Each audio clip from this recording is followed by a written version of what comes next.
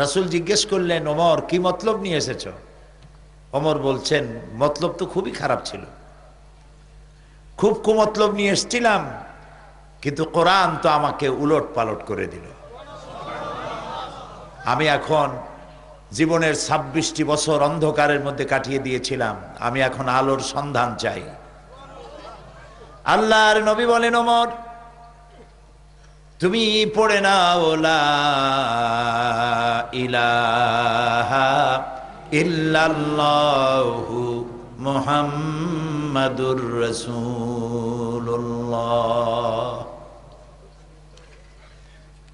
হযরত ওমর ছিলেন একটা বাল্ব, শুধু বাল্ব।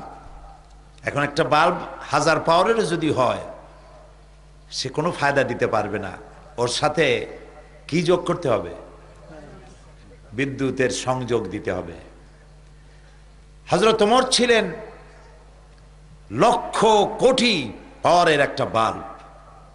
এই বাল্বের সাথে ঈমান নামক বিদ্যুতের কানেকশন হয়ে গেল, এবার জ্বলে উঠল দপ করে। হযরত ওমর রাদিয়াল্লাহু তাআলা আনহু জিজ্ঞেস করলেন, হে রাসূল, যে দ্বীনের উপর ঈমান আনলাম এ দ্বীন কি হক? রাসূলুল্লাহ বলছেন, হ্যাঁ এটা হক। যে আল্লাহর উপরে অদেখা আল্লাহরে বিশ্বাস করলাম, যারে আমিও দেখিনি আমার বাপেও দেখে নেই, আল্লাহ কি হক? রাসূলুল্লাহ বললেন, হক। হে রাসূল, আপনার উপরে যে আখিরি জামানার নবী হিসেবে বিশ্বাস করলাম, আপনি কি হক? রাসূলুল্লাহ বললেন, আমি নবী হক। হযরত ওমর বললেন, আল্লাহ হক, কোরআন হক, দ্বীন হক, নবী হক, তাহলে ইসলামের দাওয়াত এই গোপনে কেন? আপনি আমাকে হুকুম করুন, এ দাওয়াত আমি কাবার সামনে গিয়ে দাঁড়ায় দেব। রাসূলুল্লাহ হুকুম করলেন, হযরত ওমর কাবার সামনে আসলেন। কাবা শরীফের সামনে এসে হযরত ওমর বলেন, হে কুরাইশের নেতারা শোনো, তোমাদের দ্বারা প্ররোচিত হয়ে আমি আল্লাহর নবীকে হত্যা করতে আসছিলাম, কিন্তু আমি নবীকে হত্যা করতে পারি নাই। নবীর তাওহীদের তরবারিতে আমার জাহালাতের কল্লা কাটা গিয়েছে, আমি মুসলমান হয়ে গিয়েছি। এখন যদি ইসলামের বিরুদ্ধে কেউ টু শব্দ করো, যদি বাধা দিতে আসো, আমার তরবারি তারে ক্ষমা করবে না। যেই তরবারিটা ছিল ইসলামের বিরুদ্ধে, সেই তরবারিটা চলে আসলো ইসলামের পক্ষে। সুবহানাল্লাহ। এখন এই পাথর লোহা রূপী ওমর কি হয়ে গেলেন দেখেন। রাসূলুল্লাহ বললেন, এক পর্যায়ে গিয়ে এক সময় রাসূলুল্লাহ বললেন, লা নবিয়্যা বাদি ওয়ালা রাসূলা, আমার পরে নবীও হবে না, আমার পরে রসুলও হবে না। আমার পরে যদি আল্লাহ কাউকে নবী বা রসুল বানাতেন, লাকানা ওমর, ওমরের আল্লাহ নবী বানাই দিতেন। দেখলেন এই কোরআন শরীফ কি পারে? দেখতে পারলেন? সুবহানাল্লাহ বলবেন না? এই কোরআন কি বানাই দিল? লোহারে সোনা বানাইলো, সোনারে হীরক খণ্ডে পরিণত করে দিল। এখন দেখেন হযরত ওমর কোথায় চলে গেছেন? রাসূলুল্লাহ নাই, হযরত আবু বকরও নাই। এখন হযরত ওমর রাদিয়াল্লাহু তাআলা আনহু তিনি হয়েছেন মুসলিম জাহানের খলিফাতুল মুসলিমিন, আমিরুল মুমিনিন, অর্ধেকটা পৃথিবীর বাদশাহ, প্রেসিডেন্ট। হযরত আলী রাদিয়াল্লাহু তাআলা আনহু বলেন, এই সময় আমি একদিন রাত্রে স্বপ্নে দেখছি যে আমি যেন রাসূল করিম সাল্লাল্লাহু আলাইহি ওয়াসাল্লামের পেছনে ফজরের নামাজ পড়ছি। এটা কি দেখতেছেন তিনি? স্বপ্ন। ফজরের নামাজ শেষ হয়ে গেছে, রাসূলুল্লাহ সালাম ফিরে পিছনের দিকে ফিরে বসছেন। মাসনুন দোয়াগুলি সাহাবায়ে কেরাম পড়া শুরু করেছে। হযরত আলী বললেন, আমিও সুন্নত দোয়াগুলি পড়ে বেরিয়ে গেছি মসজিদ থেকে। যেই না বেরোলাম, তখন দেখি মসজিদের দরজার কাছে এক বুড়ি দাঁড়ানো, হাতে বড় একটা পাত্র খোরমা ভরা।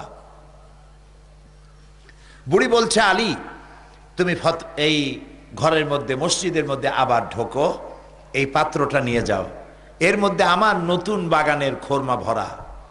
হযরত ওমরকে বলো, রাসূলুল্লাহকে বলো, তিনি যেন নিজে খান এবং সাহাবায়ে কিরামদের মধ্যে ভাগ করে দেন, তাহলে আমার বাগানে খোরমায় বরকত হবে।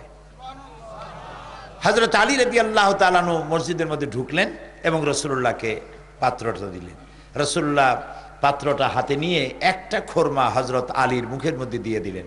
হযরত আলী খোরমাটা চিবোচ্ছেন, এমন সময় ফজরের আজান হয়ে গেল, ঘুম ভেঙে গেল। হযরত আলীর ঘুম ভাঙছে ঠিকই, কিন্তু রসুলের হাতের দেওয়া খোরমার স্বাদ হযরত আলীর মুখের মধ্যে তখনও ছিল।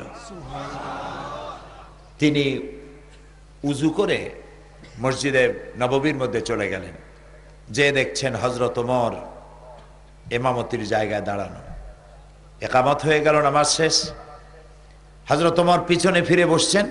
হযরত আলী রাদিয়াল্লাহু তাআলা আনহু তিনি সুন্নত দোয়াগুলি পড়ে মসজিদ থেকে বেরিয়েছেন। গেটের সামনে গিয়ে দেখেন এক বুড়ি দাঁড়ানো, হাতে এক পাত্র খোরমা। এখন কি স্বপ্ন না বাস্তব? এখন এটা বাস্তব।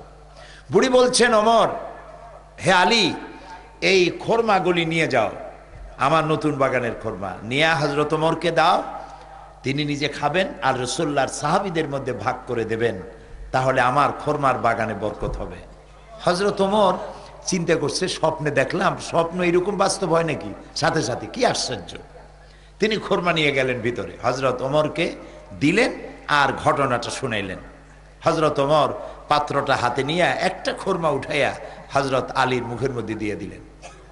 হযরত আলী খোরমাটা খেতে খেতে বললেন, ইয়া ওমর জিদনি তামরাতান উখরা, হে ওমর, এই খোরমার জাতটা খুব ভালো, এত সুন্দর মিষ্টি লাগতেছে, তুমি আমার একটা বেশি দাও। আমার যদি দুই একটা বেশি দাও তাহলে কারো ভাগে কম পড়বে না, খোরমা তো বেশি আছে, আমাদের দাও না একটা বেশি। হযরত ওমর বলছেন, ইয়া আলী, লাউ আন্না রাসূলুল্লাহ সাল্লাল্লাহু আলাইহি ওয়াসাল্লাম জাদাক লাজিদনাক। হে আলী, স্বপ্নের ভিতরে রাসূলুল্লাহ যদি তোমারে একটার বেশি খোরমা দিতেন, আমিও তোমারে একটার বেশি খোরমা দিতাম। হযরত আলীর চোখ গেছে এত বড় হয়ে, কয় কি? হযরত আলী বলছেন, ইয়া ওমর, আহিয়া রুইয়া রাইতাহা আম হিয়া গায়বুন আমিত্তালাত আলাইহি।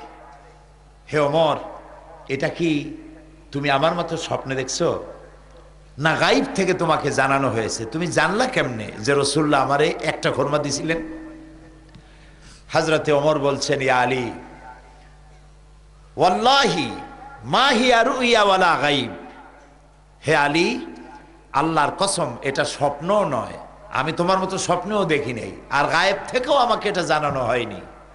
ওয়ালাকিন্নাল মুমিনা ইযা আখলাসা কলবাহু ইয়ারা বিনুরিল্লাহ। আসল কথা হচ্ছে, একজন আল্লাহর বান্দা যখন আল্লাহর জন্য হয়ে যায়, একজন আল্লাহর গোলাম যখন আল্লাহর জন্য নিবেদিত হয়ে যায়, তখন আল্লাহর সাহায্যই সে দেখতে পায়। সুবহানাল্লাহ। এবার চিন্তা করুন, হযরত ওমর কোথায় ছিল, কোরআন তাকে কোথায় উঠায় দিল। সুবহানাল্লাহ বলবেন না? এই জন্য কোরআনের সাথে যদি